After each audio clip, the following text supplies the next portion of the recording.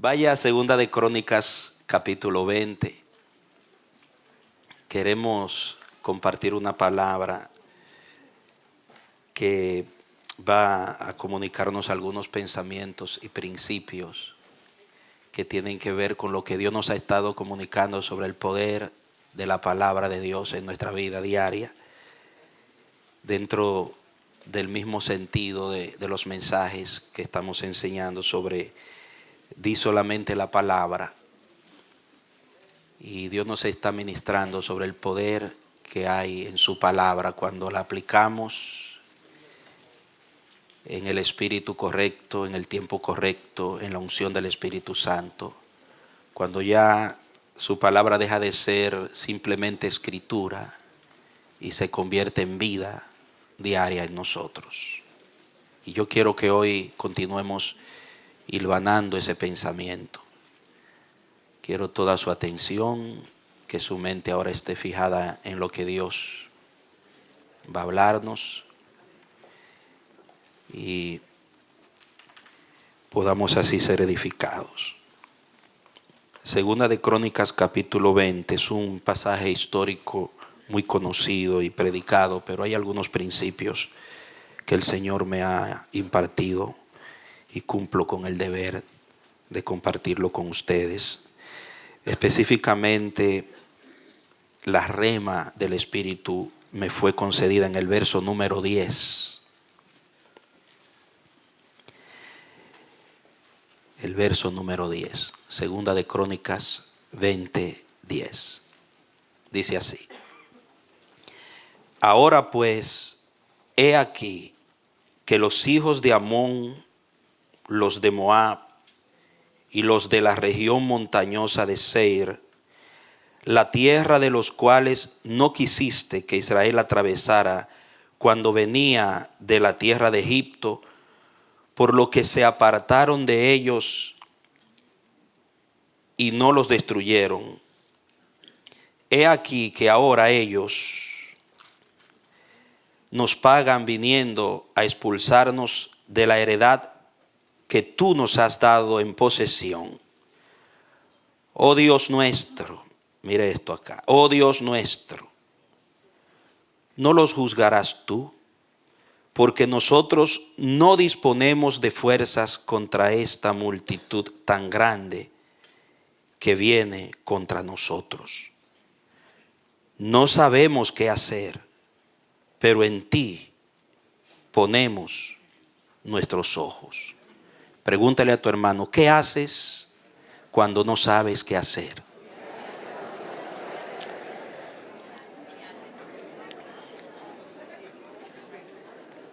¿Qué haces cuando no sabes qué hacer?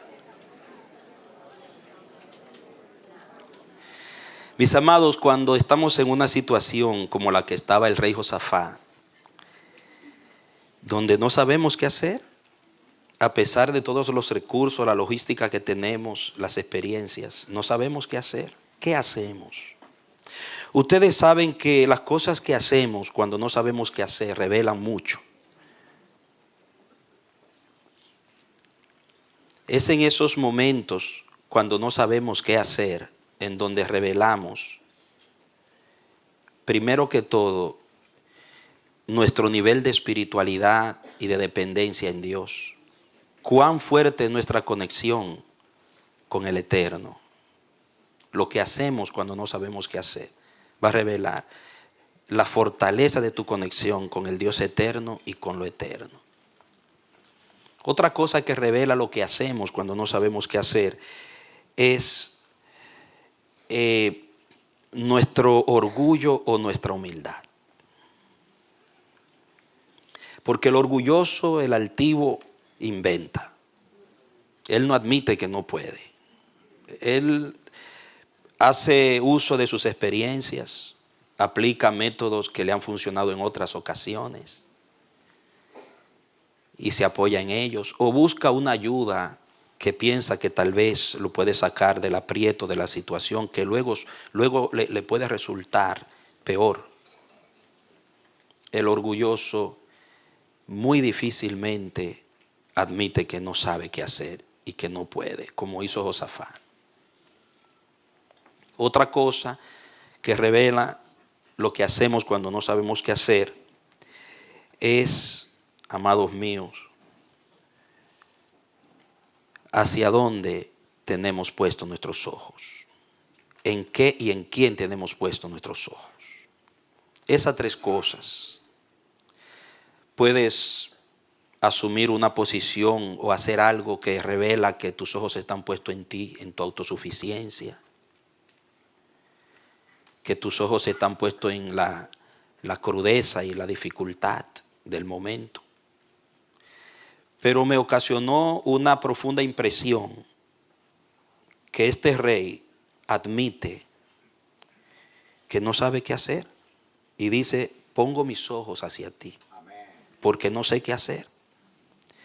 Entonces, ¿qué deberíamos hacer cuando no sabemos qué hacer? Diga: no hacer nada y confiar en Dios. No hagas nada y confía en la palabra. Busca hacia donde la palabra te ha enseñado que debes buscar y mirar. El salmista David estuvo viviendo una experiencia tal vez muy dificultosa cuando escribe el Salmo 121, si fue él realmente que lo escribió, pertenece a la lista de los salmos de la subida, de la peregrinación. Y él dice: alzaré mis ojos a los montes. ¿De dónde vendrá mi socorro? Mi socorro viene de Jehová, que hizo los cielos y la tierra. Alzaré mis ojos. Josafat dice: no hay fuerza en nosotros y no sabemos qué hacer, dice, pero en ti ponemos nuestros ojos. Note que el salmista en el Salmo, relacionándolo con este texto, en el Salmo 121, no dice: alzaré mis ojos a los montes y me conectaré con la naturaleza en meditación y me haré uno con la creación y seré ayudado. No es la creación, es el Dios que hizo la creación el que lo va a ayudar. Mi socorro viene de Jehová, que hizo los cielos y la tierra. Entonces, si Él hizo los cielos e hizo la tierra, ¿usted cree que Él no puede con esa situación en la que usted está pasando? El problema es dónde pone los ojos. Si lo mantiene fijados en las circunstancias difíciles, en la gravedad del problema, o lo levantas hacia Dios y admites que no puedes y que no sabes, que el que sabe es Él. No nos apoyamos en nuestra propia prudencia, sino en su sabiduría, en su revelación, en su instrucción. Por esa razón Israel, escúcheme, porque cuando se trata del pueblo de Dios, un pueblo que está en pacto con Dios, ¿cuántos están en el pacto de Cristo? ¿Cuántos son pueblo de Dios? Usted le pertenece a Dios.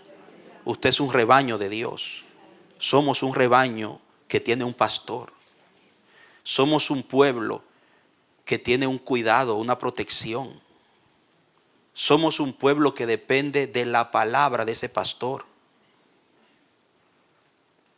Amados, y cuando tenemos una clara conciencia, no religiosa, sino viva y verdadera, del Dios al que adoramos y de su palabra y de su fidelidad y de su cuidado para nosotros, amados, nosotros vamos a aprender a confiar en Él y a levantar nuestros ojos a Él en cualquier circunstancia, entendiendo, como dijo el apóstol Pablo, que juntamente con la entrada nos dará también la salida. Porque si el que te cuida y el que me cuida fue el que permitió que entremos a una situación, la Biblia dice que juntamente con esa entrada ya te entregó la salida. Lo que tienes que hacer es levantar tus ojos a Él y sumergirte en la verdad de la palabra y actuar en las instrucciones de su palabra, seguir el consejo de su palabra. Israel recibió un llamado, una elección divina y un pacto. Y en ese pacto recibió palabras instrucciones, un libro de Dios, un libro del cielo, enseñanzas divinas. Dios le dio escritura, Dios le dio profetas a Israel. Dios le dio su espíritu a Israel. Y a la iglesia le ha dado mucho más. ¿Cuánto lo creen? A ti te ha dado mucho más que lo que le ha dado a Israel. Los antiguos decían que la palabra profética era una antorcha que ardía en lugar oscuro. La palabra era una antorcha para alumbrar el camino de la vida del pueblo de Dios. En el tiempo donde no había luz eléctrica, sino que las antorchas se usaban con el asfalto, la brea, se usaban como lámparas, para alumbrar el camino, alumbrar las ciudades, alumbrar los lugares oscuros. Dice que la profecía es como una antorcha. Y Pedro dice que hacemos bien en mantenernos atentos a la palabra profética que hemos recibido, como una antorcha encendida que alumbra en nuestro camino oscuro hasta que el lucero de la mañana aparezca. Entonces, hemos recibido una palabra, hemos recibido un Dios que nos cuida, hemos recibido un pacto, hemos recibido una dirección. No somos un pueblo sin dirección. Y cuando vienen esos momentos, como le pasó a Josafat, es el momento de nosotros aplicar eso en el espíritu. Y Dios no va a fallar, Él nunca falla. Amén. Por ejemplo, a mí me ministró mucho que al ver esta oración de Josafat y veo quién era este hombre. Mire conmigo en el 17, verso 3, ahí mismo, capítulo 17. Vamos a ver algo de este hombre. Había algo en este hombre que a Dios le agradaba. Lo que más le agradó a Dios de Josafat, vamos a verlo expresado en estos textos que vamos a leer. Verso 3 dice del 17: el Señor estuvo con Josafat, porque anduvo en los primeros caminos de su padre David y no acudió a los Baales.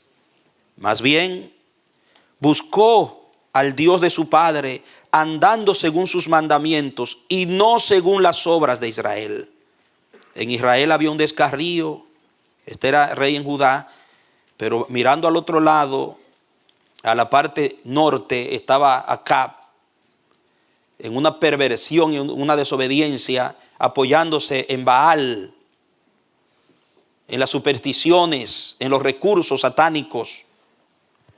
Pero este hombre, contrario a Acab, se apoyó en el Dios de David. Y ustedes saben que David decía: cuando yo temo, en Dios confío.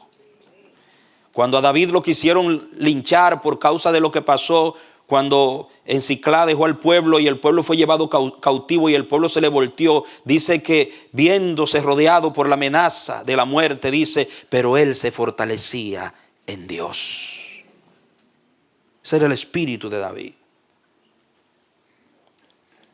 Entonces, Josafat siguió ese camino de confiar de verdad en su Dios, de darle crédito a la palabra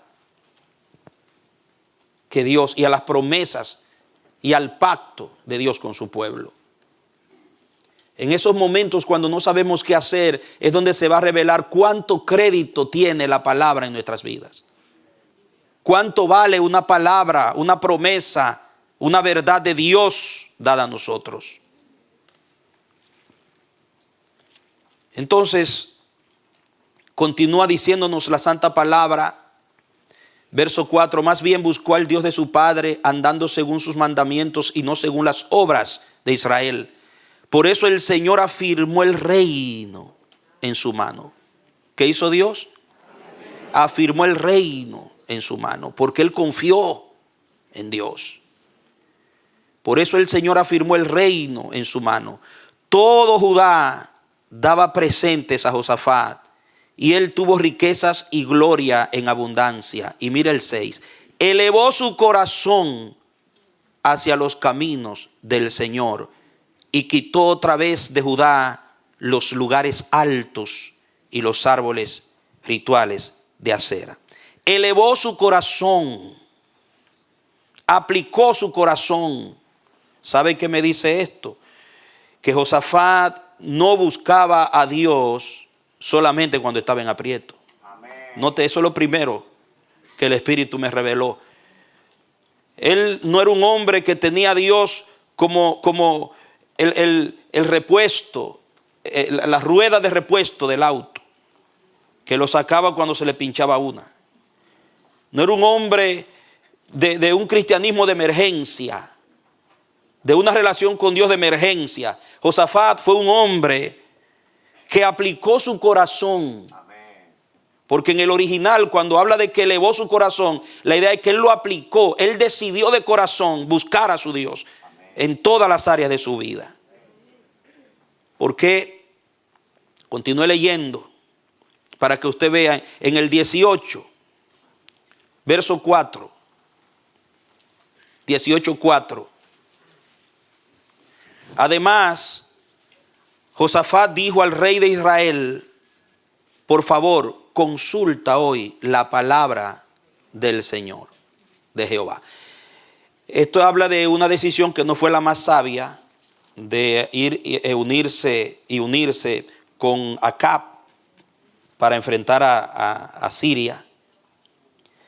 Y a Dios no le agradó realmente que él se uniera con Acab. El profeta Jehú después vino y lo reprendió por eso. Pero le dijo: pero Jehová te ha perdonado porque ha visto que tú has dispuesto tu corazón para él. O sea, parece que dentro de toda su fortaleza espiritual y de su comunión con Dios, tenía una debilidad, y era que él era muy ingenuo en elegir sus vínculos. Yo estuve leyendo la vida de Josafat, y el único detalle negativo que vi fue ese, que era como ingenuo. Como Acab era de su pueblo, le pidió ayuda, él fue, pero una cosa, ve un detalle, que cuando Acab le dice: ven conmigo, unámonos y vamos a enfrentar al ejército sirio, él le dijo: busca a alguien para que consultemos a Jehová. O sea, era un hombre que consultaba a Jehová para todo. Yo le doy esa tarea: estudie la vida de Josafat, siempre consultando a Jehová para todo. Y aquí notamos que antes de ir a ese proyecto con Acab, aunque no fue lo correcto unirse con Acab, según las palabras después del profeta, pero él dice: vamos a consultar. ¿No hay alguien aquí, un profeta de Dios, a quien podamos consultar antes de irnos? Y ahí en el contexto usted después va a ver todo lo que sucedió. Pero salte al verso 31 del 18. 18:31. Leo en esta manera porque no necesito todos los versículos del capítulo, porque quiero puntualizar lo que el Espíritu me ha dado sobre qué hacemos cuando no sabemos qué hacer. En el verso 31 dice: y sucedió que cuando los jefes de los carros vieron a Josafat, dijeron: este es el rey de Israel. Entonces se dirigieron hacia él para atacarlo. Pero ¿qué hizo Josafat? Clamó. Cuando se vio que casi al borde de ser atacado a muerte, dice que pegó un grito, dice la versión mía: Jehová, me va a dejar que me mate, Señor, me imagino. Y dice que él clamó, ¿y cuál fue el resultado? Y el Señor le ayudó. Qué lindo. Dice la palabra que Jehová ayuda a los que claman a él con fe. Porque el convenio, que la estrategia que le planteó Acab era que Acab se iba a disfrazar. Ustedes conocen, y se fueron a la batalla, pero de todas maneras Acab murió. Una flecha tirada a la aventura lo alcanzó, porque esa era la sentencia profética, y murió. El profeta le había dicho: si tú regresas vivo, no soy yo profeta de Dios. Ustedes recuerdan. Y los enemigos confundieron a Acab con Josafat y lo iban a matar a él. Porque el rey de Siria le dijo a los soldados sirios, al ejército, no peleen con nadie, sino solamente enfóquense en Acab. Es el que yo quiero que liquidemos. No se preocupen por el otro.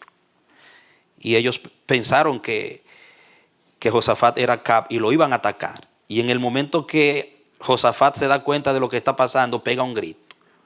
Originalmente clamó. Y dice que el Señor lo ayudó y desvió a los que iban a matarlo. Note el detalle que quiero que usted vea es lo que hacía Josafat en sus momentos cuando no sabía qué hacer. Porque eran momentos que la decisión, amado, no estaba en su control, no estaba en su lógica, no estaba en su logística, no estaba en su alcance. Se necesitaba una intervención milagrosa o una luz del cielo que le diera la salida. Entonces yo veo en este hombre esa actitud, ese modo de comportarse cuando se encuentra en una situación de consultar, clamar, buscar, levantar los ojos al cielo, buscando el socorro en Jehová. El 19, ahí el 1 al 3, dice que Josafat, rey de Judá, volvió en paz a su casa en Jerusalén. Por el clamor que hizo, volvió en paz. Dios lo libró. Pero el vidente Jehú, hijo de Anani, le salió al encuentro y dijo al rey Josafat: das ayuda al impío y amas a los que aborrecen al Señor. Por esto, la ira del Señor será contra ti. Y mira el 3. Sin embargo, se han hallado en ti cosas buenas, porque has eliminado del país los árboles rituales de acera y has dispuesto tu corazón para buscar a Dios. Ustedes ven, la palabra dispuesto significa que él hizo de eso lo esencial en su vida y en su gestión como rey. O sea, era un hombre aplicado a buscar al Señor en todo momento. Como le explico, aquí el profeta lo dice, su problema era que le dio apoyo a Acab, después más adelante también se une con Ocosías y tampoco le agradó al Señor. Pero veo en este hombre una actitud de reaccionar en los momentos cuando él no sabía qué hacer, buscando y apoyándose en Dios y en su palabra. Diga, no inventaba cuando no sabía qué hacer. Vaya agarrando eso.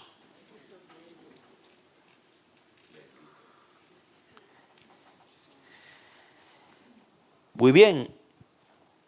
Si usted lee ahí mismo en el 19:4 dice: Josafat habitaba en Jerusalén, pero volvió a salir entre el pueblo desde Beerseba hasta la región montañosa de Efraín y los hacía volver al Señor, Dios de sus padres. No solamente él se aplicó a buscar a Dios, sino que la palabra los hacía volver es una palabra hebrea que significa que él los conducía. Él dirigía al pueblo a depender y a confiar en Dios. Porque en el lenguaje hebreo, escúcheme bien, cuando se habla de buscar a Dios, en el lenguaje del idioma hebreo, no era simplemente ir a la iglesia. Cuando dice que no solamente él buscaba a Dios, aplicó su corazón a buscar a Dios y también dirigió al pueblo a eso, a que era buscar a Dios significaba apoyarse en Él, confiar en su palabra en cualquier circunstancia, darle crédito a su palabra. Eso significaba buscar a Dios. Era porque a Dios no lo veían. Dios es espíritu, pero se tiene la palabra. Y para ellos la palabra misma, tanto escrita como profética, era como Dios mismo en persona. Obedecer la palabra, proclamar y creer la palabra, aplicar la palabra a las áreas de la vida, era buscar a Dios para ellos. no era un acto simplemente religioso, me refiero a los piadosos como Josafat, no a los religiosos y ritualistas. Entonces este hombre no solamente se aplicó a buscar a Dios, sino que dirigió el pueblo también a buscarlo. E instituyó personas, oiga, en el contexto de buscar a Dios, para que vea que lo que le estoy diciendo no lo estoy inventando. En el contexto, vamos a leerlo ahora. Cuando se habla de que no solamente él lo buscó, sino que dirigió el pueblo a apoyarse en Dios y a buscarlo, mire cómo lo hizo. Siga leyendo. El verso 5. También estableció jueces en la tierra, de ciudad en ciudad, en todas las ciudades fortificadas de Judá. Y dijo a los jueces, miren lo que hacen, miren bien lo que hacen, porque no juzgan en lugar del hombre, sino en lugar del Señor, quien estará con ustedes en materia de juicio. Ahora pues, que el temor del Señor esté en ustedes. Actúen cuidadosamente, porque con el Señor nuestro Dios no hay maldad, ni distinción de personas, ni acepción de soborno. Ni aceptación, de soborno. Josafat también estableció en Jerusalén a algunos de los levitas, de los sacerdotes y de los jefes de las casas paternas para la administración de la justicia del Señor y para los pleitos de los habitantes de Jerusalén. Y les mandó diciendo, habrán de proceder con temor del Señor, con fidelidad y con corazón íntegro.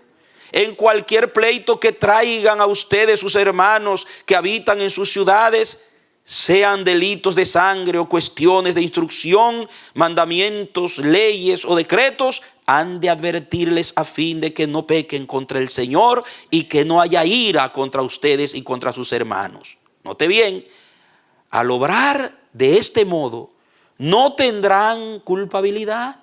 He aquí que el sumo sacerdote Amarías será quien los presida en cualquier asunto del Señor. Zebadías, hijo de Ismael, dirigente de la tribu de Judá, los presidirá en cualquier asunto del rey. Los levitas también actuarán delante de ustedes como oficiales. Esfuércense y actúen, y el Señor esté con ¿quién?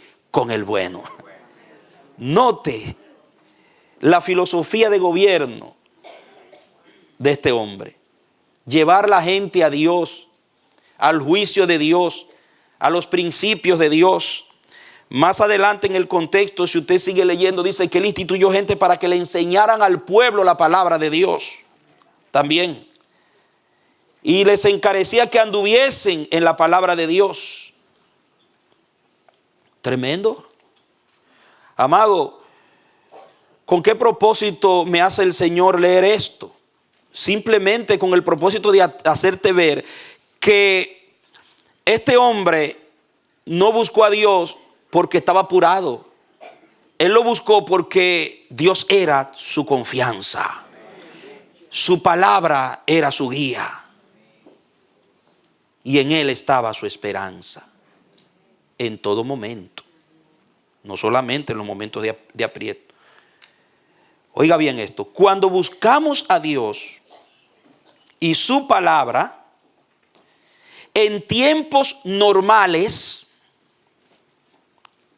oiga bien, cuando buscamos a Dios y su palabra, en tiempos normales, sabremos cómo actuar en situaciones de aprieto. Si usted no busca a Dios, no lo respeta, no le cree, no ama su palabra, no aplica su palabra, no vive conforme a la palabra, en tiempos donde las cosas están normales, no piense usted que va a saber qué hacer cuando se le apriete la tuerca. Ahí es donde usted va a cometer locuras.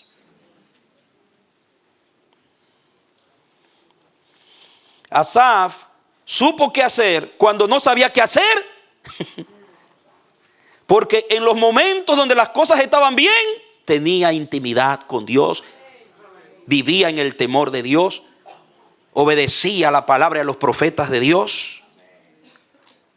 Entonces, como estaba equipado, su espíritu estaba conectado con el de Dios, su alma, su mente, su vida, él sabía que cuando él no sabía qué hacer, Dios haría por él. Dale un aplauso al Señor. Aleluya. Aleluya. ¿Qué él hacía? Él hacía así, miraba, ay Dios mío, hacía así. Wow. Y como humano le entraba el temor.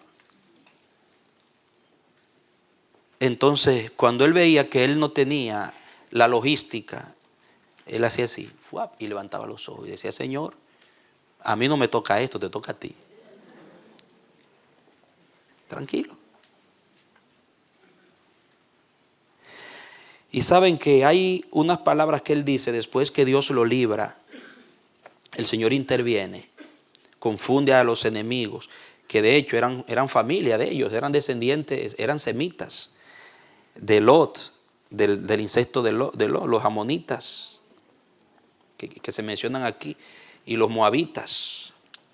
En su atravesar el desierto, el Señor le dijo, no los ataquen a ellos déjenlos quietos, ni pasen por donde están ellos. Por eso dice Josafat cuando ahora dice, nos están pagando conforme a lo que no le hicimos, porque cuando venían en el desierto, Moisés con el pueblo, veníamos arrasando, el pueblo venía arrasando, nosotros, incluyéndose como si estuviera en ese tiempo, el Israel y Moisés, no lo tocaron. Sin embargo, mira cómo nos pagan ahora.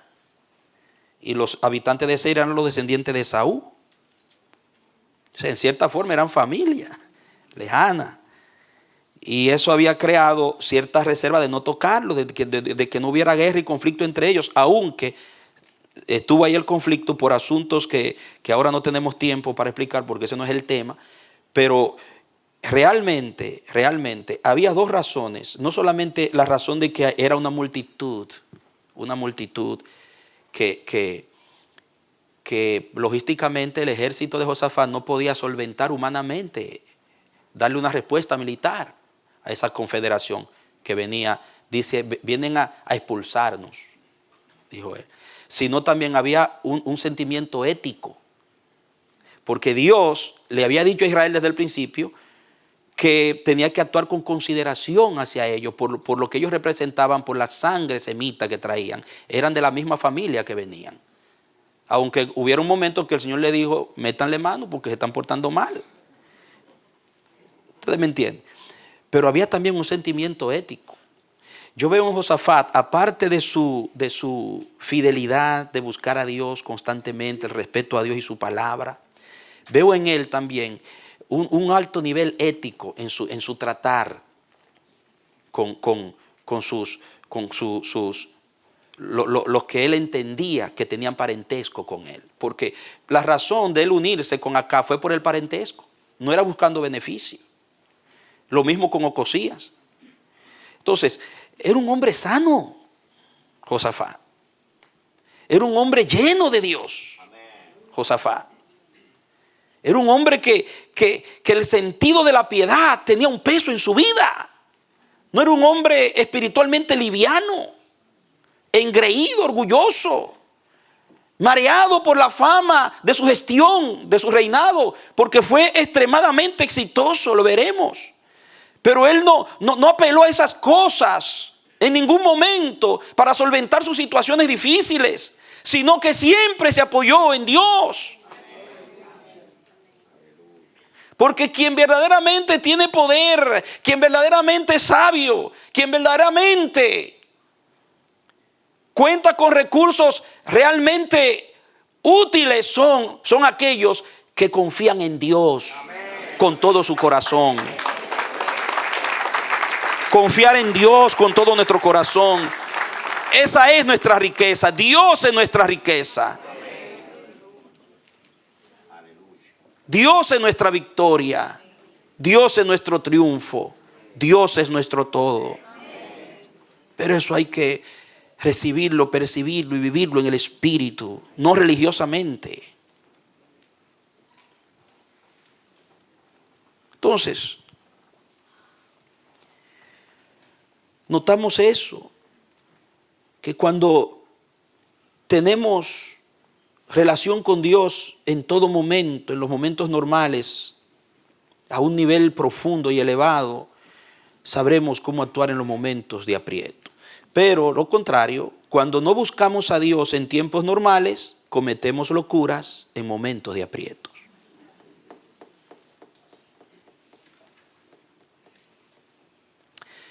Muchos han fracasado no porque la palabra de Dios haya fallado.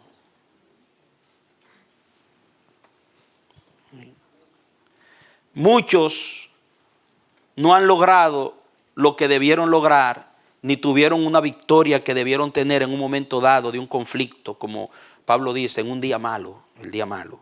No es porque Dios haya fallado, ni su palabra, es porque no hemos actuado correctamente en el momento del conflicto, en el momento de aprieto. Por oiga esto, la vida piadosa raquítica,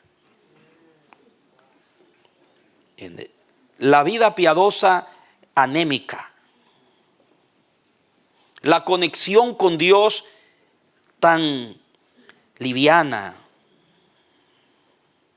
que tenemos, ritual. Eso es lo que nos lleva a cometer locuras en los momentos de aprieto. Un matrimonio cristiano de verdad, que son cristianos, si son cristianos de verdad, porque si no son cristianos no entiende, se divorcia por no saber qué hacer cuando no sabe qué hacer. Porque tenemos que admitir que hay momentos en una relación matrimonial que se dan situaciones de conflicto. La relación llega a un nivel que no se sabe qué hacer. Uno como pastor ha tenido personas que se le sientan delante y le dicen, pastor, yo no sé más qué hacer con este hombre. Y te plantean una situación que tú tampoco como pastor no sabes ni qué aconsejar. Tienes que hacer como Josafat, Señor. ¿Qué hago? ¿Qué digo? Esposos que igualmente, yo no sé ya qué hacer con mi esposa. Padres, no sé más qué hacer con mis hijos. Hijos, no aguanto papá, no aguanto mamá. No sé qué hacer ya, me tiene cansado. Entonces, ¿qué hay que hacer cuando no sabe qué hacer? Hacer así, alzaré mis ojos a los montes. ¿De dónde vendrá mi socorro? Mi socorro viene de Jehová, que hizo los cielos y la tierra. Hay que creerlo. Hay que creerlo. Y actuar creyéndolo.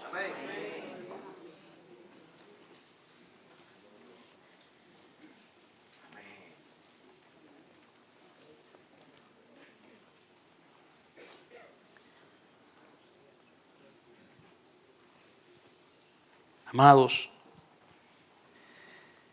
hay un ejemplo que quiero compartirte, que me movió el espíritu cuando estaba en esta palabra, así me llevó a la situación de Saúl. Primera de Samuel 13.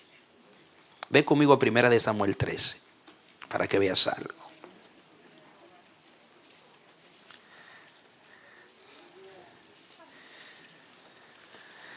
¿Estás recibiendo la enseñanza, iglesia? Dice la palabra.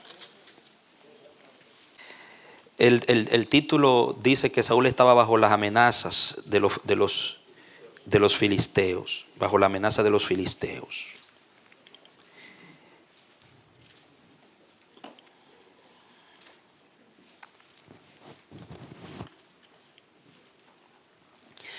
Dice el verso 1, Saúl tenía 30 años cuando comenzó a reinar y reinó sobre Israel 42 años.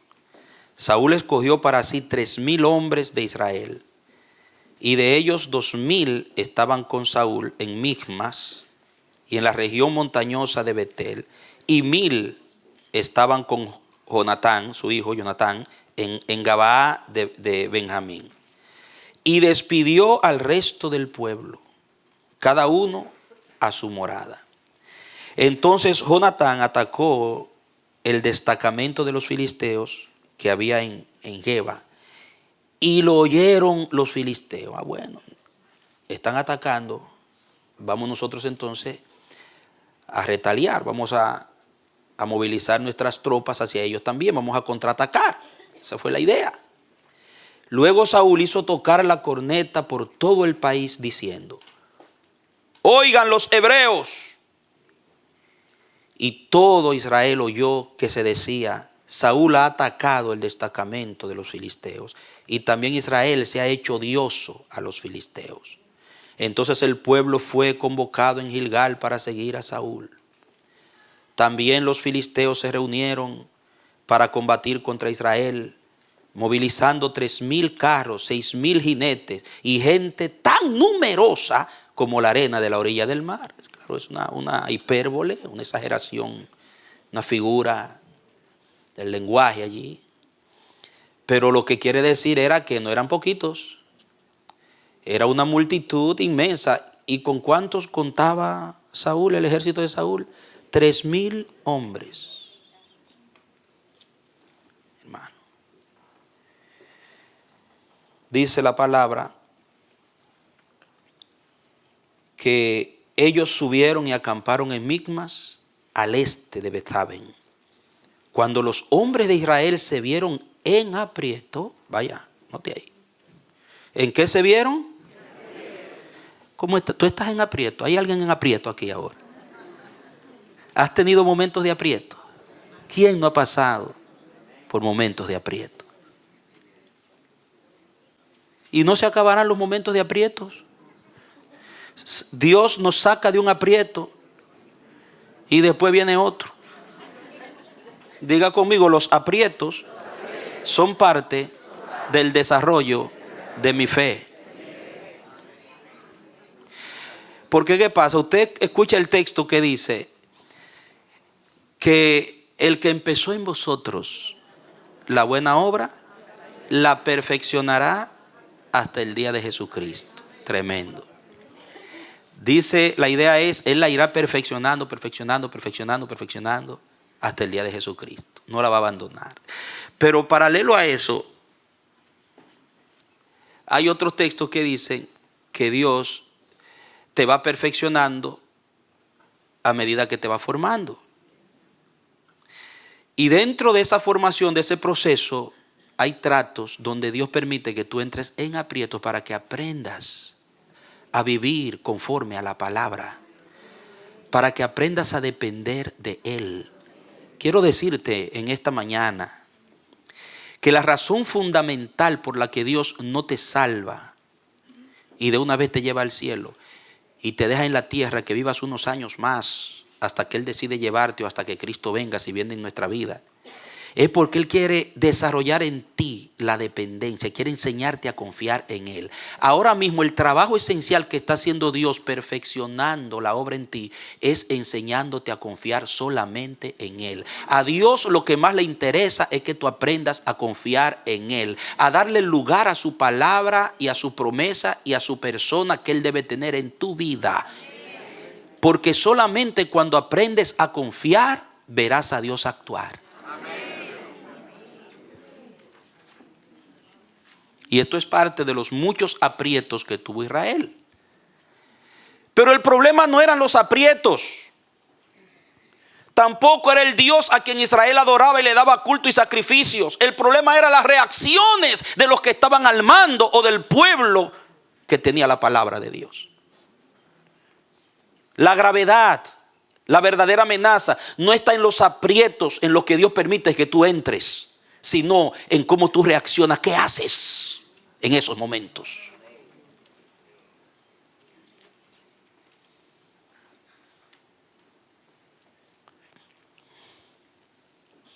Yo he llorado como pastor muchas veces al ver cómo han reaccionado y han actuado algunos hombres y mujeres de Dios en los cuales yo tenía una perspectiva, una admiración de su proyección como hijos e hijas de Dios, pero en un momento cometieron tal locura, esa mosquita muerta de la que habla Salomón. Una pequeñita locura puede echar a perder todo el perfume. Y esas pequeñitas locuras se desatan en esos momentos cuando tú no sabes qué hacer.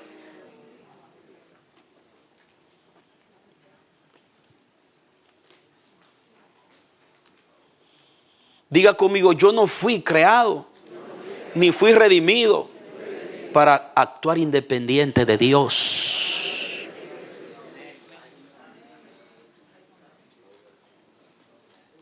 Tú eres libre. Yo soy libre. Dios nos dio un regalo hermoso al crearnos a su imagen y semejanza, que es la libertad, pero no nos hizo para ser independientes. Amén. No es lo mismo ser libre que ser independiente.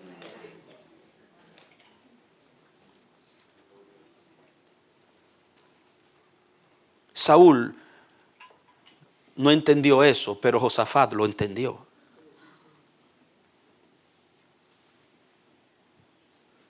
Estaban en aprieto. Siga leyendo conmigo.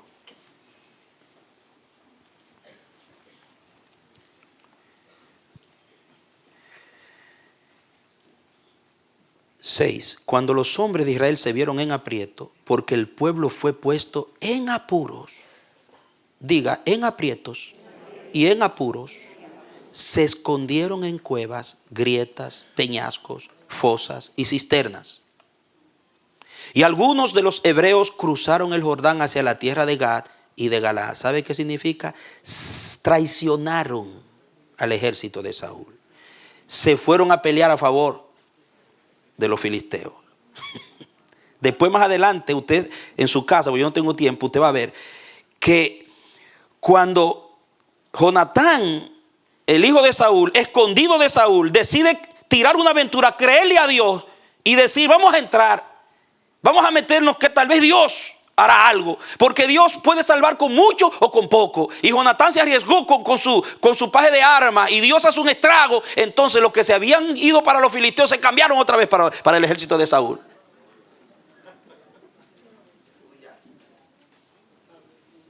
Usted no ha visto esos cristianos que están reprendiendo demonios en el culto y son los cristianos supermanes, pero cuando están en aprieto cometen unos tollos.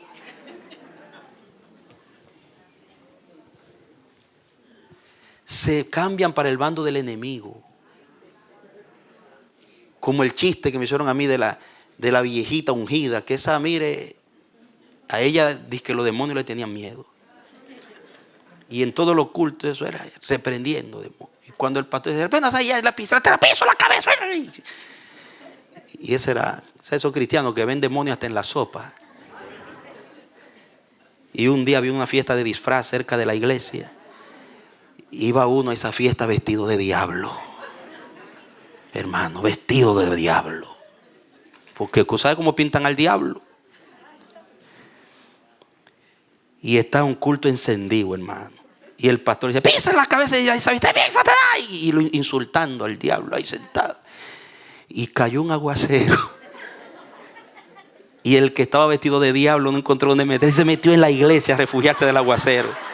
Hermano, y se sentó al lado de la viejita ungida que pisaba la cabeza de los demonios. Pero ella no se había percatado de lo que tenía al lado todavía. Y cuando comienza la unción, y ella ahí está acabando con Satanás y la viejita. Y de repente hace así. Ay, Satanás, dice, no me lleve porque tú sabes que yo siempre te he servido.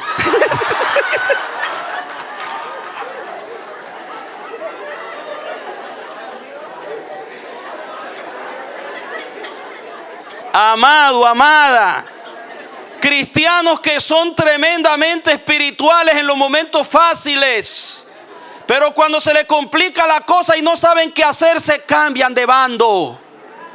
Cuando usted traiciona un principio de Dios por un beneficio personal, cuando usted sustituye un invento suyo, una idea suya, una decisión loca, dejando a un lado la palabra y la instrucción que Dios le ha dado, usted se está yendo al bando de los filisteos. Y el remedio será peor que la enfermedad. Usted está del lado de Dios mientras se someta y obedezca la palabra de Dios en cualquier circunstancia. El que sigue confiando en Dios, somete su vida a Dios, su casa a Dios, todos sus asuntos a Dios, aún en los momentos cuando no sabe qué hacer, decide confiar y dormir como Pedro en medio de 16 soldados. ese está del lado de Dios. Ahí es donde se demuestra que tú estás del lado de Dios.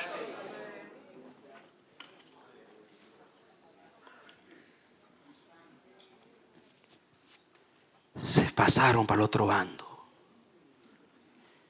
¿Y dónde estaba el jefe? ¿Dónde estaba Saúl, el rey? Siga leyendo. Saúl, verso 7. Saúl estaba aún en Gilgal y todo el pueblo iba tras él, temblando. Él esperó 7 días conforme al plazo que Samuel le había señalado. Pero como Samuel no venía a Gilgal y el pueblo se le dispersaba, Saúl dijo: tráigame el holocausto y los sacrificios de paz. ¿Usted se imagina? Saúl haciendo el papel de un profeta y de un sacerdote. Saúl ofreciendo un sacrificio. Yo me imagino el escándalo en el cielo mirando todo el disparate que hizo Saúl ahí en ese sacrificio. Pastor, un disparate. Siga leyendo para que usted vea. Tráigame el holocausto y los sacrificios de paz. Él ofreció el holocausto. Y sucedió que al acabar de ofrecer el holocausto, he aquí que venía Samuel. Saúl le salió al encuentro para saludarlo y Samuel le preguntó: ¿qué has hecho? Pregúntale a tu hermano: ¿qué has hecho cuando no supiste qué hacer?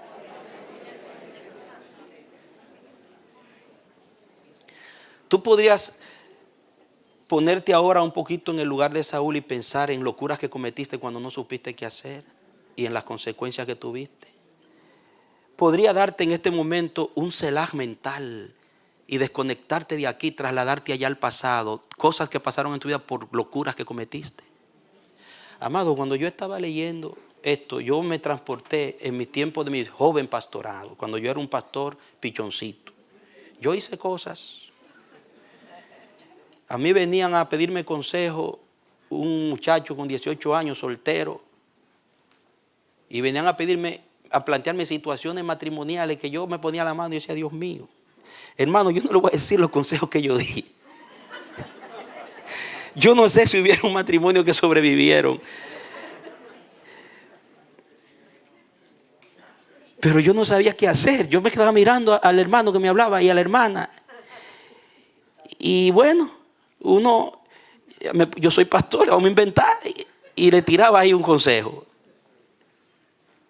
Y créame, en algún momento Dios tuvo misericordia. Pero hubo un momento que hice daño. Porque yo debí decir: no sé, vamos a orar. O recomendarle a un pastor de mayor experiencia. O decirle: en la próxima cita vamos a hablar sobre eso. Ir a la palabra, investigar. Pero uno, cuando es pastor joven, uno cree que uno lo sabe todo. Algunos hasta ni se someten a los pastores viejos ya. Porque están pasados de moda. Los principios de ellos, los recursos de esos pastores viejos ya no funcionan. Ahora la nueva onda.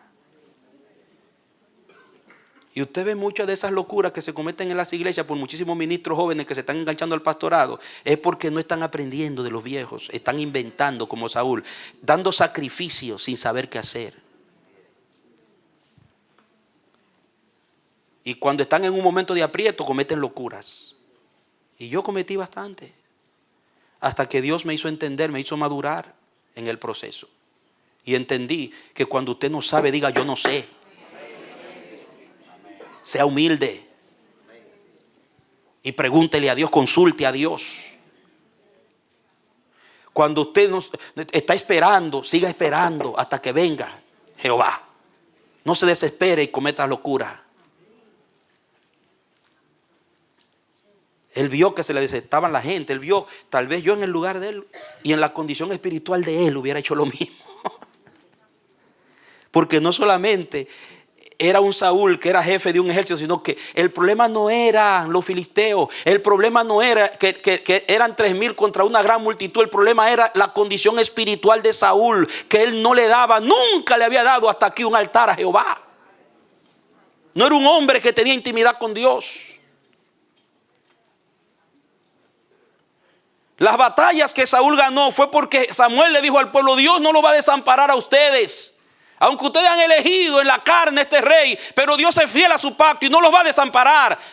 Saúl ganaba porque era Dios en su misericordia, no porque era un hombre obediente. Así andan muchos creyentes, cristianos, creyentes entre comillas subrayados, que Dios le da victoria, pero es por pura misericordia, como oportunidad. A ver, ¿cuándo aprende? Entonces, tráigame para acá el sacrificio. Samuel no va a venir. Menospreció la palabra del profeta. Amado, si el profeta te dice que viene, viene. Samuel no era cualquier persona. Samuel era un profeta aprobado por Dios. Era un profeta que la palabra de Dios en su boca no caía en la tierra. Pero Saúl no valoraba eso. Él debió esperar. El profeta me dijo que viene, va a venir. Aunque se metan, Dios está en él y el profeta me va a dar la palabra. El profeta me va a decir lo que yo tengo que hacer. Pero no. Él tomó la rienda de la situación. Diga, es un grave error, un garrafal error, tomar la rienda de la situación cuando no sabes qué hacer. Siga leyendo. Entonces, ¿qué has hecho? Saúl respondió: cuando vi, diga vio. Note bien, marque eso. Recuerde el versículo de Segunda de Crónicas, por eso empezamos ahí. Cuando vi, dice él, que el pueblo se me dispersaba, cuando vi que tú no venías en el plazo señalado, y cuando vi que los filisteos estaban reuniéndose en Micmas, entonces pensé. Diga, primero se ve y después se piensa. Él vio lo que estaba pasando y se desesperó.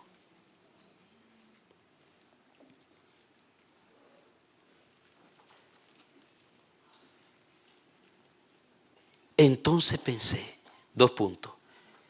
Wow, los filisteos descenderán ahora a Gilgal contra mí.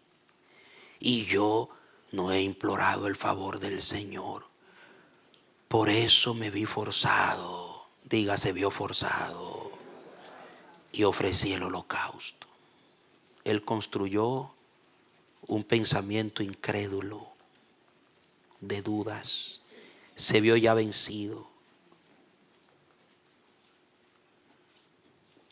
¿Saben qué? Este pensamiento de Saúl es un pensamiento religioso. Saúl era un religioso. O sea, mi victoria depende no de que yo obedezca la palabra, de que viva diariamente la palabra, de que yo mantenga una conexión con Dios vital, real, por su palabra, sino de que yo le dé un sacrificio. Todo esto es porque yo todavía... Saúl pensaba que esa victoria dependía de ese sacrificio. Como tú cuando te está yendo mal y dices, voy al culto hoy porque me está yendo mal. Y ves el culto a Dios no como un acto de tu conexión diaria, un resultado de tu devoción diaria con Dios. No ves el culto a Dios como una relación de amor, de adoración a Dios, sino como, ¿sabe qué? Una patita de conejo, que si no voy a la iglesia me va a ir mal.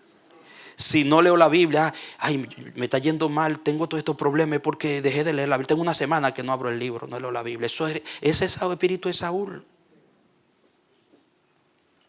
Yo pensé, dice, me van a acabar los filisteos porque yo no he implorado el favor de Jehová. Por eso me vi forzado y ofrecí el holocausto. Entonces Samuel dijo a Saúl: has actuado ¿cómo? Locamente. ¿Haciendo qué? No guardaste el mandamiento que el Señor tu Dios te dio. Pues ahora el Señor hubiera confirmado tu reino sobre Israel para siempre. Diga, tenía un mandamiento. Diga, tenía un mandamiento. Diga, aunque el pueblo se le dispersaba, aunque los filisteos lo atacaban, aunque Samuel no venía, él tenía que seguir confiando en ese mandamiento y mantenerse en ese mandamiento, porque su victoria estaba en seguir el mandamiento.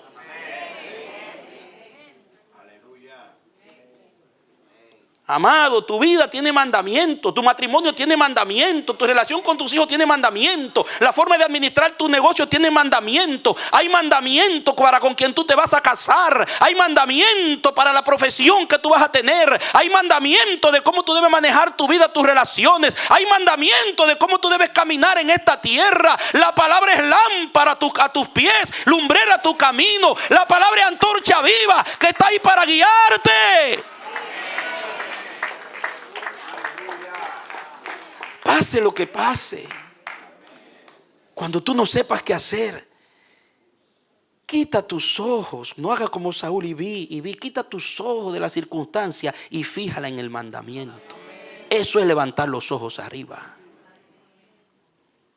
¿Sabe? No es hacer así, es hacer así, abrir y meditar. ¿Qué es lo que hace que el varón bienaventurado no se deje atrapar por los caminos de malos, ni se siente en silla de escarnecedores, ni en actos de pecadores anduvo? Es porque en su ley, en la ley de Jehová está su delicia, y en ella medita de día y de noche. Será como árbol plantado junto a corrientes de agua, que da su fruto en su tiempo y su hoja no cae. Todo lo que hace prosperará. ¿Saben algo interesante del modo de operar del ejército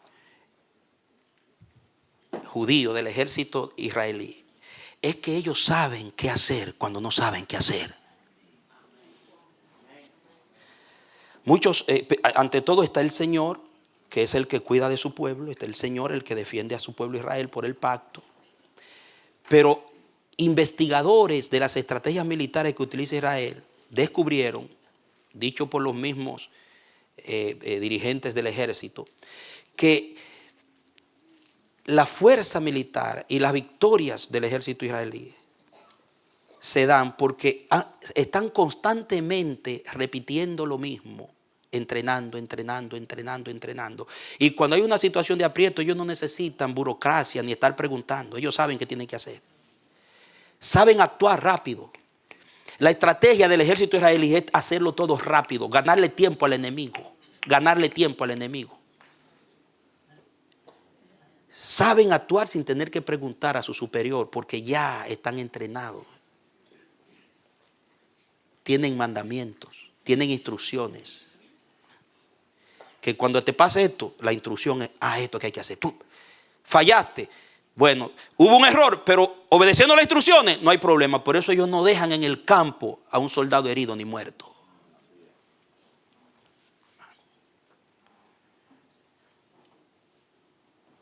¿De dónde aprendieron eso? No fue del ejército de Saúl, fue del de David. Todos los reyes que reinaron en Israel y en Judá, que aplicaron los principios que Dios le dio a David, triunfaron. Empezando por su fe y su confianza en Dios. Denle un aplauso al que vive.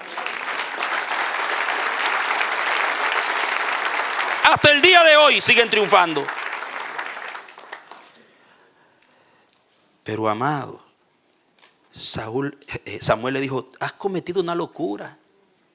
¿Qué disparate tú has hecho? Y de hecho la palabra en el hebreo para locura es una palabra que significa cometer un disparate. Actuar torpemente, neciamente. Has actuado locamente. Cometiste una tontería. Aplicaste un invento loco. Todo eso significa. Porque yo busqué el término en Eclesiastés 1:17, donde dice que Salomón habla de su tiempo de desvarío. Dice la palabra desvarío. Me apliqué a ver los desvaríos. Es la misma palabra aquí. Las locuras, los hechos locos, las tonterías.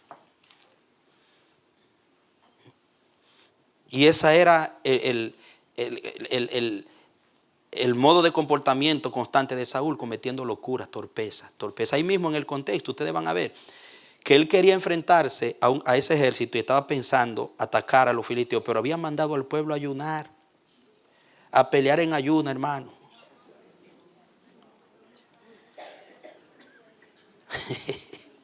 Y por poco mata al mismo Jonatán porque alargó su vara y cogió un poquito de miel, desobedeciendo la instrucción.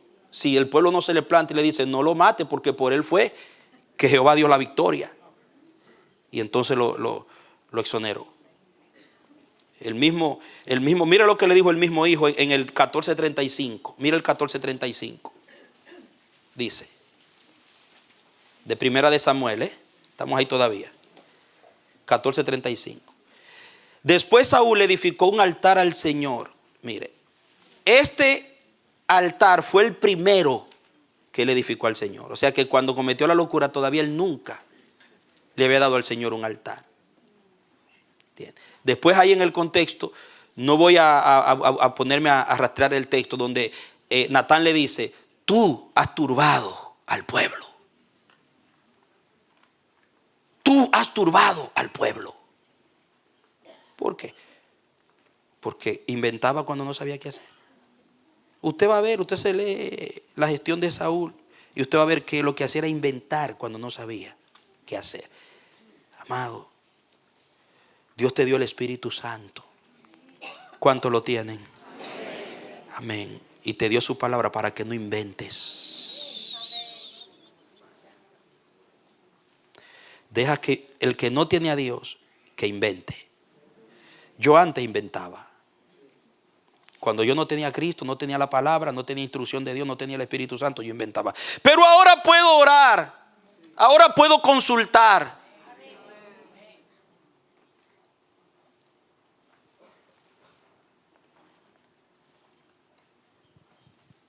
Oiga esto, nuestros inventos, que en lugar de resolver, lo que hacen es que complican más nuestras situaciones. Nuestros inventos, cuando no sabemos qué hacer, en lugar de traer soluciones, lo que hacen es que complican más nuestras situaciones. ¿A qué se debe esto? Primero, falta de devoción. Inconsistencia en tu relación con Dios. Un día sí, un día no. Hoy estoy por el cielo, mañana estoy por el piso. Y usted puede notarlo. Nuestro pastor dice algo que es una poderosa verdad. Y tal vez lo dice usted, a lo mejor pocos tal vez lo entienden.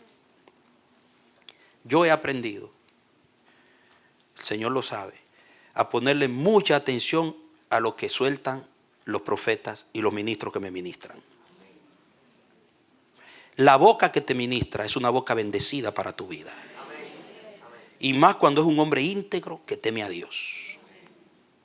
Lo primero que tienes que asegurarte es cuánto teme mi pastor a Dios, cuánto teme mi maestro o mi maestra a Dios. Si tú tienes testimonio del temor y la reverencia en tus líderes, su boca es una bendición para tu vida.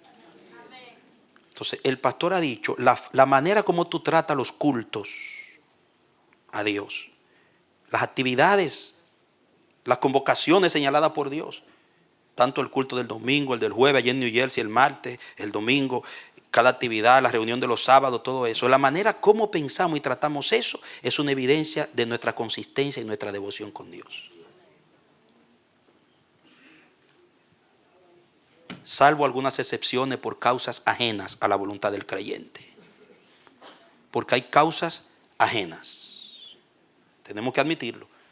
Pero cuando es una forma de actuar, que tú piensas que la iglesia es para ti, el culto es para ti, adorar a Dios en su pueblo, obedecer una cita con Dios, una convocación, tiene que depender de cómo te está yendo. Entonces no hay consistencia. Tu meditación diaria de la palabra, tu tiempo con Dios. Se le hizo a la iglesia un terrible daño con el modernismo, el posmodernismo secular que se metió en la iglesia, donde todo es rápido, enlatado, comprimido, microondas. Vivimos en un mundo de prisas, todo rápido, todo ahí, todo de una vez. Todo rápido. Hasta niños se procrean rápido, en in vitro, se alquilan vientre, se compran espermatozoides y toda esa cosa. Un mundo, una sutileza del diablo terrible. Entonces han metido ese posmodernismo a la iglesia diciéndole, dale aunque sea 15 minutos al Señor en la mañana. ¿Dónde dijo Jesucristo a sus discípulos, oren 15 minutos? Lo mínimo que le pidió fue 1 hora. En la condición que esos discípulos estaban, Jesucristo dijo, ustedes me podían dar aunque sea 1 hora. Y mira cómo estaban esos discípulos, que se dormían. Dice, así como ustedes están, pudieron haber aunque sea 1 hora. Entonces, hoy le decimos, no, con 5 minutos con Dios, 10 minutos con la Biblia. Y le metieron a la iglesia esa mentira del diablo. Un culto de media hora. No hay por qué estar tanto rato en un culto, tener la gente tanto. Tienen mucho que hacer. ¿Qué tienen que hacer? ¿Qué tienen que hacer? Que sea primero que lo de Dios. Si eres pueblo de Dios.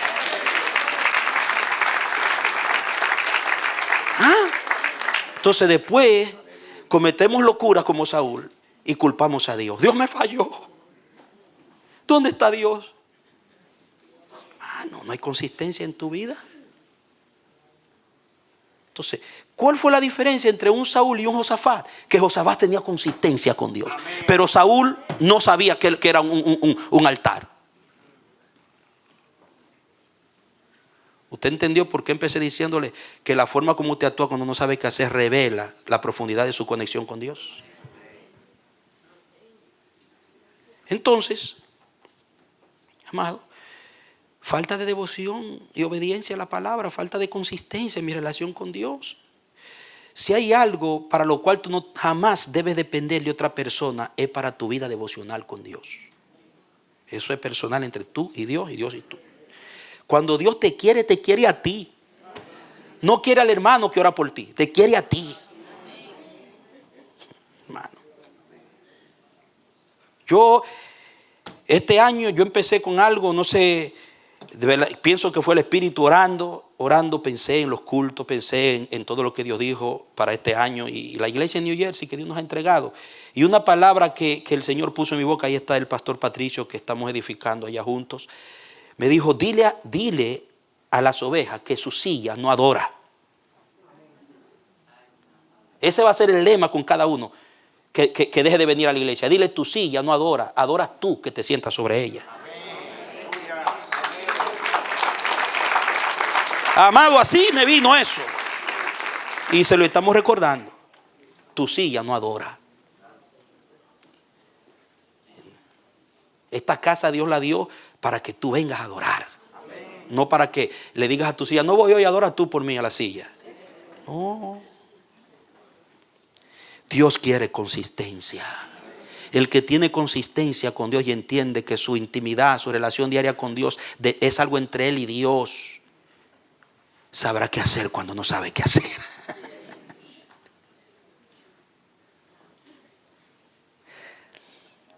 Es causante. El caso de Saúl se entendió porque Saúl no entendía la diferencia entre ser independiente y ser libre. Él se sentía libre para decidir con el ejército de Dios, decidir con el pueblo de Dios, como él quería.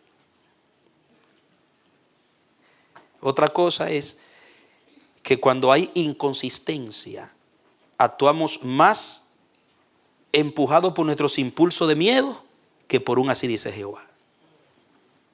¿Usted cree que una decisión producto del miedo va a operar la obra de Dios?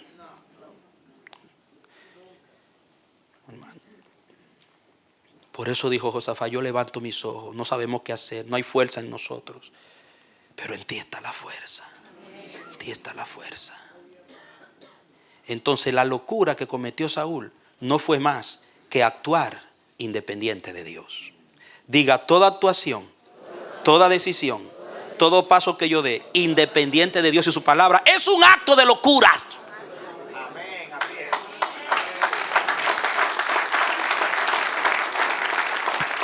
Y escucha, locura engendra más locura.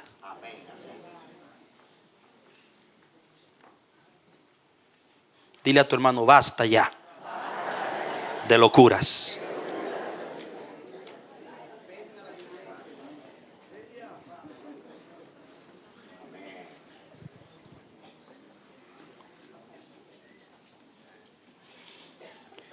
Míralo ahí en el 14, ahí mismo, en 14:24, rapidito, estamos ya declinando. 14:24 dice: pero aquel día, los hombres de Israel fueron puestos en apuros, porque Saúl había sometido al pueblo bajo juramento, diciendo: maldito sea cualquiera que coma algo antes del anochecer, hasta que yo haya tomado venganza de mis enemigos. Así que ninguno del pueblo había probado alimento. ¿Usted se imagina? Con un ejército como los filisteos, irse a pelear con un ejército en ayuna. Es terrible.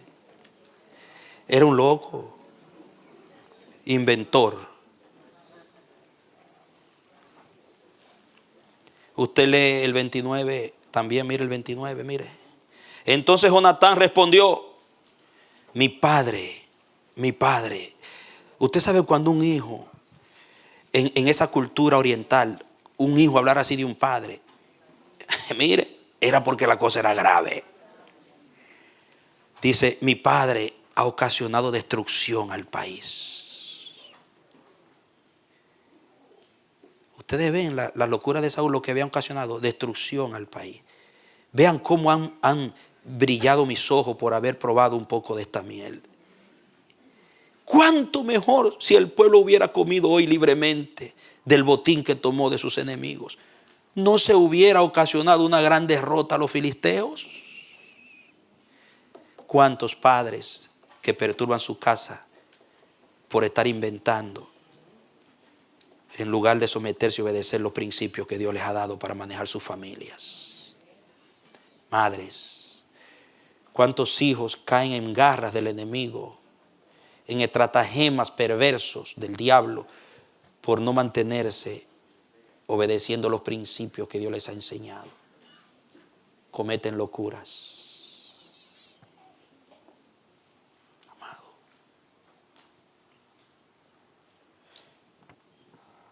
Entonces, Satanás, escuche esto. Oiga, Satanás le va a sacar mucho provecho a tus momentos de aprietos si te pones a inventar. Porque la Biblia dice que está al acecho. ¿Y sabe cuándo es que el más te acecha? Cuando tú estás en una situación que tú no sabes qué hacer. A ver qué va a hacer. Si usted ve las ocasiones, los peores atentados del diablo contra el propósito de Dios se dieron en momentos cuando los creyentes estaban en situaciones delicadas. Jesús estaba en el desierto, 40 días de ayuno, como decimos nosotros, muerto del hambre ya, como hombre, al fin. Ahí se apareció el diablo. Déjame sacarle ventaja. El hombre está que ve las piedras como pan. Esa es la idea del diablo. Está mirando la piedra, eso pensaba él, como pan. Y ahí se va a aprovechar en tu momento, cuando tú estás en esa crisis, en esa situación que ya tú no aguantas, en esa dificultad, en esa prueba tan candente, en ese estrecho. Ahí va a venir a tratar de sacarle ventaja.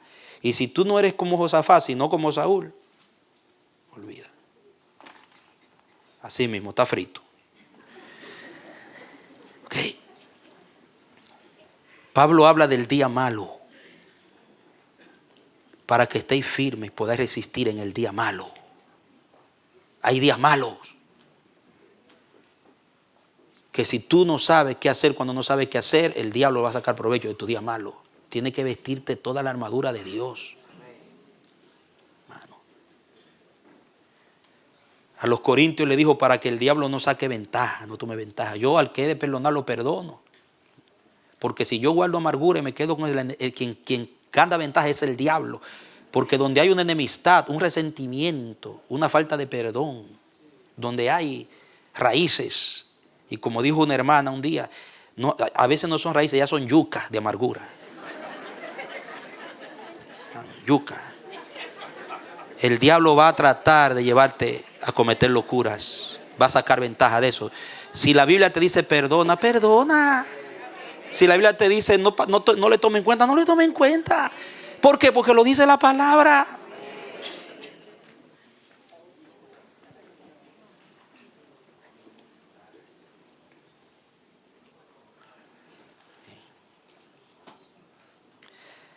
Hay otro caso cuando habla de los matrimonios. Dice que cuando el hombre y la mujer, dice, no deben negarse el uno al otro. Los casados no deben negarse el uno al otro. ¿Por qué? Porque cuando viene ese deseo de uno estar con el otro, dice, para que no os tiente Satanás por vuestra incontinencia. O sea, el diablo sabe meterse en esos momentos. Entonces, si tú no haces como Josafat, Señor, no sé qué hacer, no tengo fuerza en mí, pero yo levanto mis ojos hacia ti. Y yo creo, y cuando usted ve la oración que hizo Josafat, fue la palabra, invocó el pacto, le recordó al Señor sus antepasados, los padres, los patriarcas, lo que Dios les había dicho, y vino. Porque cuando tú haces así, levanta los ojos, como decimos, el Señor se bota. Hermano, no hay cosa que adore más a Dios. Oye, no hay cosa que adore más a Dios que cuando tú estás en un terrible peligro, en un terrible aprieto, en algo que tú sabes que tú, si Dios no mete su mano, tú no te salvas de eso. Tú haces así. Dice, wow, ese Dios. Dice. Y Dios mira a los ángeles y los ángeles le aplauden. No, Señor, hay que hacer algo. Dale un aplauso al que reina. Aleluya. Aleluya.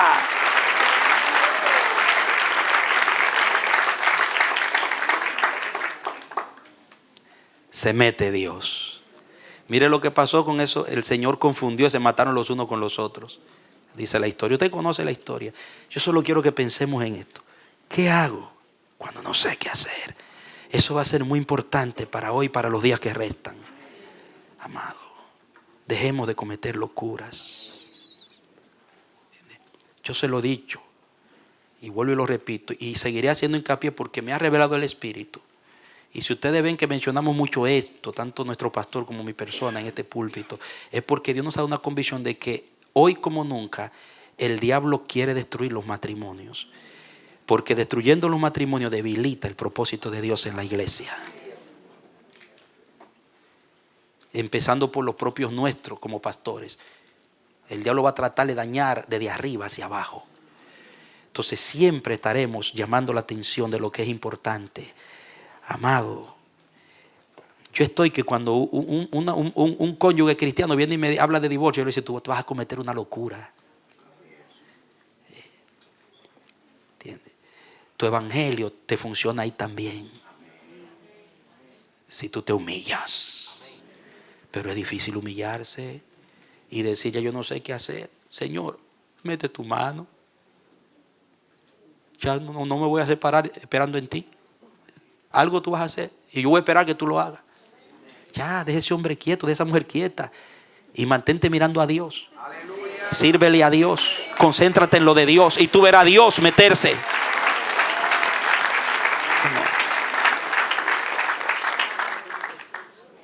Y eso aplícalo a todas las otras áreas. Conclusión por hoy. Conclusión. Yo quiero concluirte con el Salmo 56. Voy a leerlo para que veas qué lindo. Quiero regalarte ese salmo, que es la tapa al pote.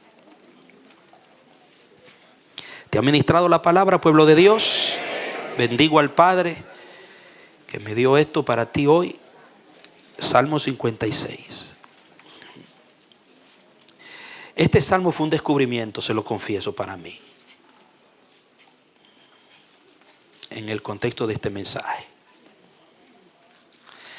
Dice la palabra en el Salmo 56, mire qué lindo. Al músico principal sobre la paloma silenciosa de la lejanía, Mictam de David, compuesto cuando los filisteos lo apresaron en Gat. En el fondo, en ese momento David tuvo que hacerse el loco. Andaba babeando como un loco para salvar su vida. Imagínense, en una tierra de extraños, huyéndole a Saúl.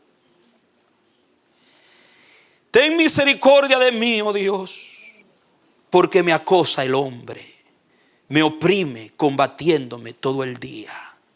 Oiga, no era una situación fácil. Todo el día me pisotean mis enemigos, porque muchos son los que me combaten con altanería. El día en que tengo temor, ¿qué hago? En ti confío. Dilo conmigo, Señor, Señor, el día que temo, en ti confío. Repítelo, Señor, el día que temo, en ti confío. Eso fue lo que hizo Josafat. Admito que no sé qué hacer, admito que no puedo, admito que solo tú me puedes ayudar. ¿Temes por tu vida financiera? ¿Temes por tu salud? ¿Temes por tu familia? ¿Temes por tus hijos? ¿Temes por tu matrimonio? ¿Temes por tu carrera? ¿Temes por quién va a ser tu futuro esposo, tu futura esposa? ¿Temes por X motivo, por tu ministerio, por lo que sea? En Dios confía. En Dios confía. Que Él no te va a fallar.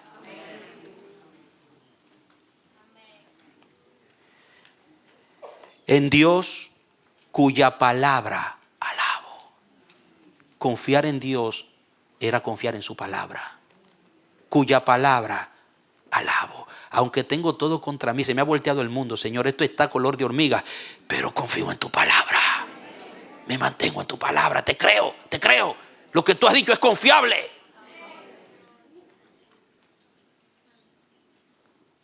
En Dios he confiado. No temeré lo que me pueda hacer ningún mortal. Todo el día pervierte mis palabras contra mí. Son todos sus pensamientos para mal. Ellos conspiran, se ocultan, observan atentamente mis pasos en acecho de mi vida. ¿Escaparán ellos con su iniquidad? ¿O Dios derriba los pueblos con su furor? ¿O Dios derriba los pueblos con tu furor? Mis andanzas tú has contado. Pon mis lágrimas ante ti. ¿Acaso no están escritas en tu libro? Oye, cada una de sus lágrimas, dice, tú la ves, Señor, tú la tienes en tu redoma, tú la tienes ante ti, están en tu libro mis lágrimas. El día que yo clame a ti, mis enemigos retrocederán. ¿Cuándo retrocederán tus enemigos? Eso fue lo que hizo Josafat. Esto sé, mire qué lindo, esto sé, que Dios está a mi lado. Ay, tú lo sabes que Él está a tu lado. Amado.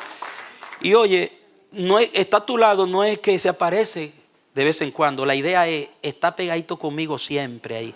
Como mi sombra, mi mano derecha, según el Salmo 121. ¿Tu sombra va contigo donde tú vas? ¿Nunca te deja?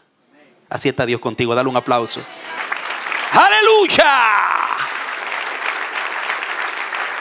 Yo lo sé, esto sé, a pesar de todo lo que me está pasando, esto sé. Yo lo sé. Diga, no lo siento, lo sé. Santo. No es tanto lo que sientas, es lo que sabes. Él te lo dijo, Él te lo prometió, que no te dejará ni te desamparará, que no será avergonzado los que lo buscan de corazón y confían en Él.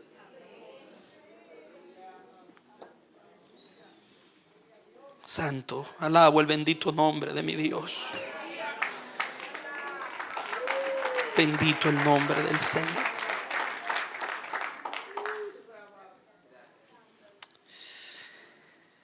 En Dios cuya palabra alabo, otra vez. En el Señor cuya palabra alabo.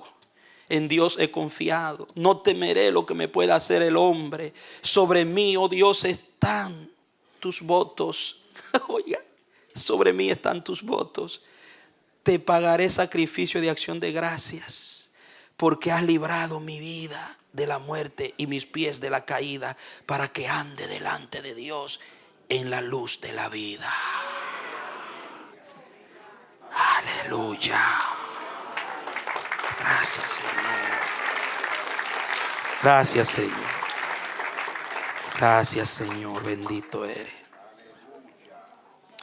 El poder de mi victoria o de mis victorias no está en mis ritos, sino en confiar y actuar en Dios y en caminar conforme a su palabra, pase lo que pase.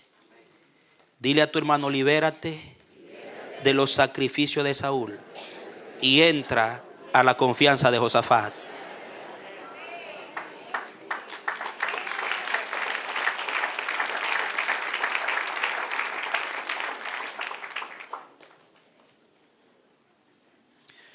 Cuando no sepamos qué hacer, admitámoslo antes de cometer una locura. Diga conmigo, admitamos, no inventemos. Dígalo, admitamos, humillémonos, no inventemos. Dile a tu hermano, deja de inventar. Busca dirección. Levanta tus ojos al cielo. Oiga esto. No es solamente tener la palabra del Espíritu, sino andar, vivir, decidir y actuar en el espíritu de la palabra. Eso fue lo que hizo Josafat. Tienes una Biblia en tu casa, tienes la palabra del Espíritu. Carga la Biblia, la palabra del Espíritu. Pero cuando tú, en una situación donde no sabes qué hacer, mantienes tu fe en Dios como la palabra te lo manda, tú estás andando en el espíritu de la palabra. Y ese espíritu no falla, no puede ser vencido por el mal. Amado, no hagas nada hasta que no tenga la indicación de Dios en su palabra. No hagas nada hasta que no estés tranquilo, confiado en que Dios está contigo. Hasta que no tengas la convicción que el Señor está contigo como poderoso vencedor, no hagas nada, no inventes, espera. Diga conmigo, es tiempo de actuar en el espíritu de la palabra. Diga la palabra, levanta tu Biblia, la palabra siempre triunfa, siempre triunfa. Amados, hubo un tiempo que yo no tenía a Dios y Dios me encontró. Oiga, después que Dios me encontró, ¿sabe cuál es mi papel? Ahora yo buscarlo a Él cada día. Antes yo no lo buscaba, Él me buscaba a mí. Escúchalo. Yo no vine a Cristo porque yo busqué a Dios. Él me buscó y me halló. Yo huía de Él, la espalda le daba y Él detrás de mí.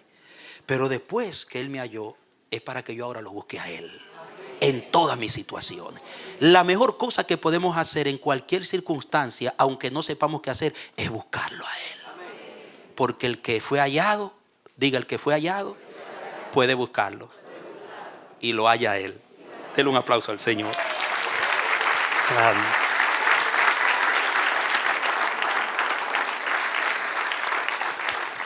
Inclina tu cabeza conmigo. Inclina tu cabeza, Padre amado, gracias. ¿Qué otra cosa podemos hacer sino primero que todo pedirte perdón por todas las locuras que hemos cometido cuando no supimos qué hacer? Confiamos en nuestra propia prudencia, nos apoyamos en ideas y en experiencias viejas, pensamos y actuamos independientes. Te ruego hoy, Padre, que por esta palabra nos introduzcas en esa gloriosa dimensión de la confianza sobrenatural que pusiste en Asaf. Esa fue la misma que estuvo en Jesús, que estuvo en los apóstoles en los momentos cuando ellos no sabían qué hacer. Padre, yo me imagino que cuando la iglesia fue perseguida y amenazada, que fueron y oraron y clamaron invocando la palabra, ellos no sabían qué hacer, pero ellos dijeron: soberano Señor, tú que hiciste los cielos y la tierra y que por boca de David tu siervo dijiste. Y el cielo le respondió. Y fueron investidos y siguieron viendo tus obras, tus milagros sostenidos. Yo me imagino que cuando Pedro se durmió fue que él ya sabía que si mataron a Jacobo, a mí también me van a matar. Pero ¿qué puedo yo hacer? Yo no sé qué hacer. ¿Qué voy a hacer? Y allí le vino la palabra de Jesús: no temas a los que matan el cuerpo. El alma no la pueden matar. Y se durmió. Hasta que vino el ángel, la iglesia oraba. Enséñanos a vivir en esa dimensión, a no seguir cometiendo errores por hacer las cosas a nuestra manera. Tu palabra tiene un poder y un contenido que tiene que ver con el presente y el futuro de nuestras vidas y de nuestra familia y nuestras generaciones. Llévate de nosotros el orgullo, la altivez, el engreimiento y el pensar que sabemos.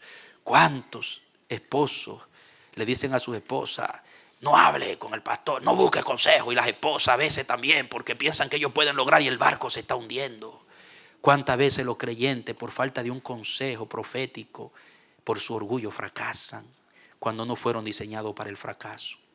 ¿Cuántas veces nosotros como ministros apacentamos la iglesia y tomamos decisiones basadas en las experiencias? Perdónanos, Señor, en lugar de estar dependiendo completamente de ti para todo.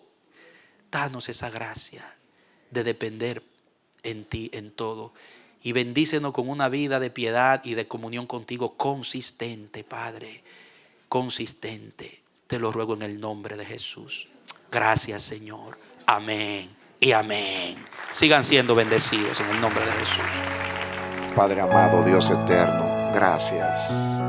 Gracias por traernos a adorarte con nuestros hermanos, a darte culto, a darte lo que es digno de ti, Señor. Gracias porque a la vez nos has edificado, nos ha dado un mensaje que necesitamos para la vida diaria y para la vida de siempre. Por favor, llévanos bien a nuestros hogares en paz.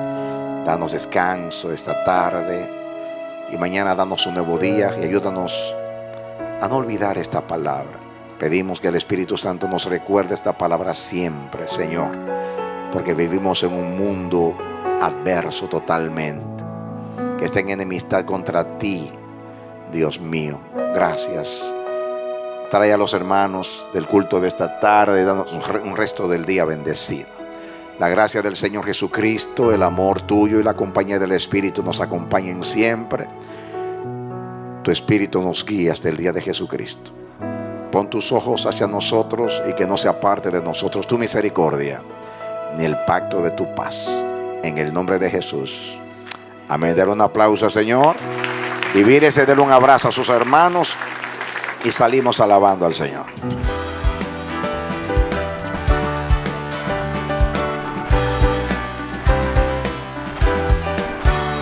Este ha sido su programa Voz de Restauración. Si desea comunicarse con nosotros, escríbanos al P.O. Box 70, Bronx, New York 10473. O visita nuestra página web www.elamanecer.org. Nos despedimos hasta la próxima. Que Dios te bendiga.